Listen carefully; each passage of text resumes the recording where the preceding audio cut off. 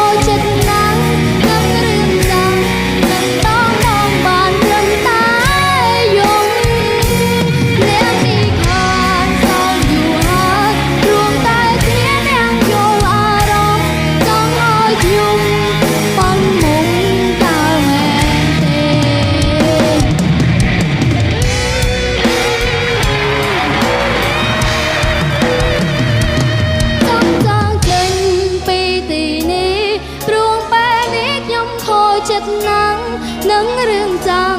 នឹងរំដងបានត្រឹមតែយប់អ្នកនេះខានសោយយូរហើយព្រោះតែគ្មានអ្នកយល់អារម្មណ៍ចង់ឲ្យខ្ញុំបានមុំតើមែន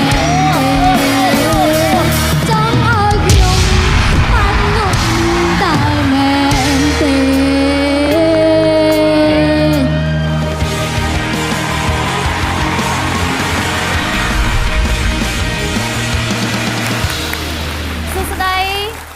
បងចាមានឈ្មោះអីដែរអូនខ្ញុំឈ្មោះលឹមអេរៀលចាអេរៀលអាយុប្រហែលអាយុ12ឆ្នាំ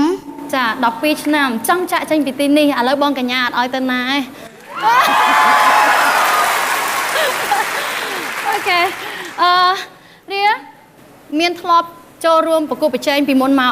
អត់ធ្លាប់ផងបងជាលើកទី1ចាអាយុទៅតែ12ឆ្នាំច្រៀងចម្រៀងមួយបទបែបមនោសញ្ចេតនាចាហើយតើមានយកអារម្មណ៍នឹងមកដាក់ក្នុងខ្លួនបែបម៉េចបាននឹកឃើញជាងបទចម្រៀងបែបមនោសញ្ចេតនាបែបនឹងចូលតួបានល្អព្រោះអីខ្ញុំស្រឡាញ់ខាងមនោសញ្ចេតនាហើយខ្ញុំស្រឡាញ់បទនឹងយូរហើយចាហាត់ប្រហែលខែហាត់និយាយទៅពេលដាក់ពាក្យភ្លាមហាត់បទនឹងភ្លាមអូហើយអញ្ចឹងអាចចេះបទចម្រៀងមួយបទនឹងបានយ៉ាងល្អចាហើយចុះម៉ាក់ប៉ាមានមកលើកទឹកចិត្តអត់ថ្ងៃនេះថ្ងៃហ្នឹងប៉ាយាយហើយមីងចាពួកគាត់ជាអ្នកជំរុញឲ្យប្អូនចូលរួមហ៎គាត់ជាអ្នកជំរុញខ្ញុំចូលមកអញ្ចឹងហើយមានភ័យអត់ឥឡូវភ័យតិចទេហ៎ចា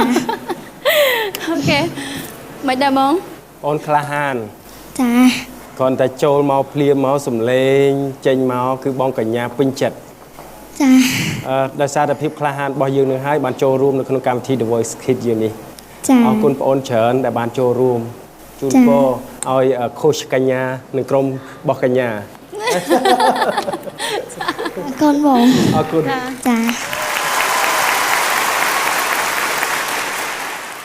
សម្លេងមកអូនមិនត្រឹមតែបងកញ្ញាពេញចិត្តទេទស្សនិកជនទាំងអស់ក៏គាត់ពេញចិត្តដែរចាហើយគឺអូនគឺស័ក្តិសមនឹងធីមរបស់បងកញ្ញាតែម្ដងជូនពរអូនណាឲ្យជោគជ័យអរគុណណាអរគុណបង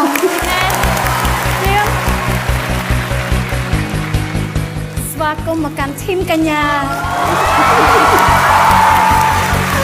អូខេអញ្ចឹងអ្វីដែលកាន់តែពិសេសទៀតឥឡូវនឹងបងកញ្ញាផ្ដល់នៅភាពកក់ក្ដៅ